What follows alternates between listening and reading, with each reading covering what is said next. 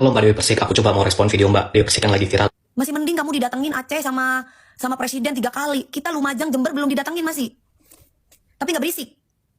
Pernyataan ini adalah whataboutism, artinya pendataan korban itu nggak boleh diadu satu sama lain untuk membungkam kritik yang sebenarnya valid. Justru warga Lumajang itu harusnya mendorong juga dong, menuntut haknya juga ke presiden kalau misalkan mereka nggak dikunjungin. Berisik untuk menuntut hak itu adalah kontrol dari masyarakat kepada penyelenggara negara. Karena negara itu wajib melindungi seluruh bangsanya, seluruh warga negaranya tanpa terkecuali. Ya setidaknya kalau misalkan nggak ngasih bantuan secara energinya buat korban-korban bencana, ya setidaknya donasi lah. Nah, kalau ini namanya red herring nih, kewajiban donasi dari masyarakat itu nggak serta-merta akan menggugurkan hak mengkritik pengelolaan dana publik kita. Bantuan dari presiden itu sampai kita menggaji militer, itu semua bersumber dari pajak rakyat. Kalau misalnya kita beli barang itu ada potongan ada lebih 10%, nah itu adalah hak yang kita harus tuntut kepada penyelenggara negara yang kita berikan uang kita gitu, yang kita berikan dari hasil pajak kita. Suara kritis itu adalah pengawasan ya, agar dana yang kita berikan kepada mereka itu tepat sasaran, bukan tanda bahwa kita tidak peduli. Kalau misalkan nggak punya duit, jarinya dipakai yang baik-baik, bukan malah memecah belah rakyat, memfitnah presiden kas. Mempertanyakan status ekonomi masyarakat yang tidak berdonasi, tidak menutup fakta bahwasanya Prabowo menguasai ratusan ribu hektar lahan bisnis di Aceh, yang dimana penguasaan lahan yang masif ini yang dikelola oleh elit juga menjadi faktor penyebab rusaknya bentang alam di sana, yang juga menjadi pemicu utama banjir. Kritik rakyat itu adalah tuntutan tanggung jawab atas dampak ekologisnya, bukan sebagai sebuah ejekan ataupun hinaan. Maksudnya aku cuma menengahi di sini itu adalah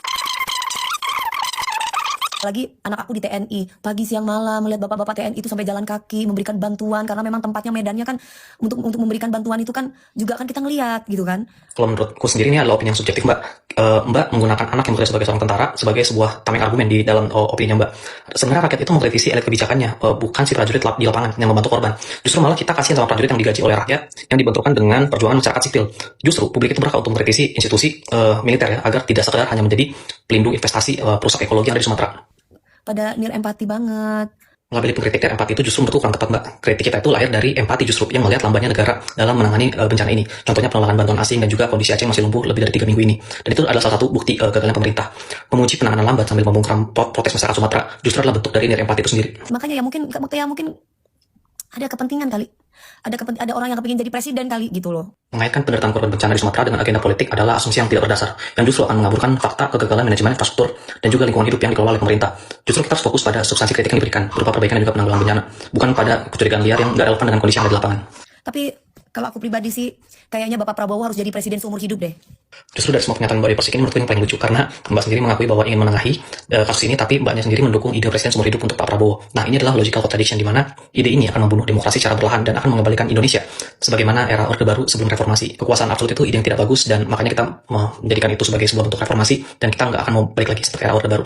Semoga kritik ini tidak dijadikan sebagai hinaan ataupun ejekan, tapi pembelajaran buat kita semuanya. Dirujak netizen gegara komentarin masalah banjir di Aceh. Masih mending Aceh didatengin presiden sampai 3 kali. Lumajang belum pernah didatengin sama sekali, tapi nggak berisik. Kalau nontonnya cuma sampai sini, jelas warga Aceh nggak terima. Tapi coba deh tonton video lanjutannya. Yang gue tangkap dari VT ini, kata-kata berisik yang dilontarin sama Mbak DP ini bukan untuk para korban justru, tapi buat para oknum-oknum yang sengaja menggoreng-goreng pemberitaan seolah-olah pemerintah itu nggak turun tangan, nggak ngasih bantuan, dan lain sebagainya gitu loh. Ya bisa dibilang buat oknum-oknum yang memanfaatkan keadaan bencana ini buat kepentingan pribadi. Ya seperti yang kita tahu, bencana ini kan bencana besar ya, dan udah pasti jadi berita nasional. Makanya di VT ini Mbak DP ada bilang, kalau misalkan nggak bisa bantu tenaga, ya udah bantu donasi aja. Kalau nggak bisa bantu donasi, ya udah dijaga ketikannya biar nggak jadi pemecah belah bangsa gitu loh maksudnya. Buat artis yang bilang Aceh berisik, juga buat para netizen, para influencer, para tiktoker lainnya yang suka menghina Aceh dan juga bilang Aceh berisik. Dengar ya, yang disampaikan dan disuarakan oleh masyarakat Aceh itu adalah kondisi real yang mereka rasakan langsung, adalah kenyataan yang mereka hadapi di lapangan. Dan mereka menyampaikan itu sebagai aspirasi, sebagai harapan kepada pemerintah. Kenapa disampaikan kepada pemerintah? Karena pemerintahlah yang berkewajiban mengurus hajat hidup rakyatnya. Karena pemerintahlah yang telah memungut dan mengelola pajak yang didapat dari rakyatnya. Jadi apa yang disampaikan rakyat Aceh itu ditujukan kepada pemerintah. Gak ada urusannya dengan kalian. Kenapa kalian yang sewot? Kenapa kalian yang baper? Hah? Gak boleh apa? Rakyat menyampaikan aspirasinya kepada pemerintah? Hah? Jadi kalian urus sajalah urusan di daerah kalian masing-masing. Kalian urus sajalah periuk nasi kalian. Yang artis, urus aja nyanyian dan goyangan kalian. Hah? Kalian tahu nggak?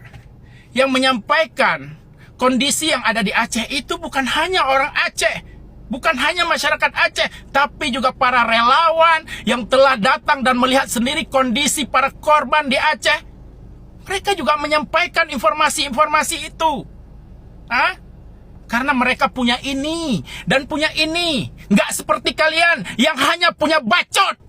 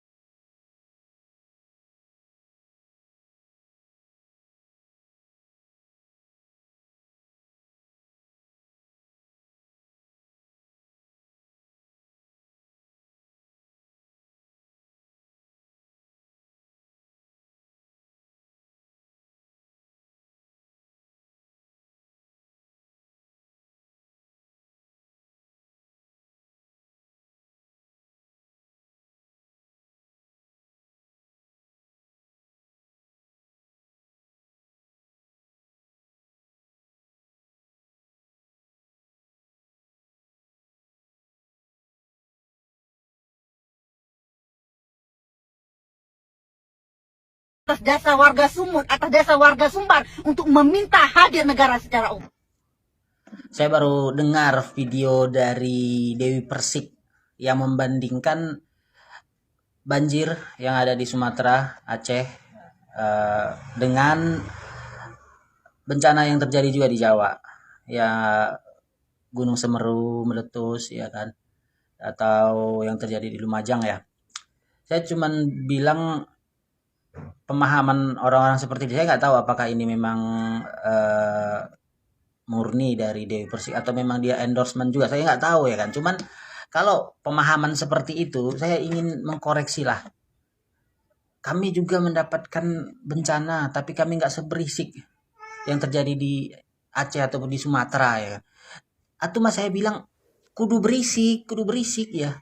Yang di Sumatera ini bukan hanya sekedar bencana alam ya, tapi ini ada tangan-tangan, ada tanda tangan jahat yang menyebabkan apa yang terjadi di Sumatera ini sebegitu parahnya ya.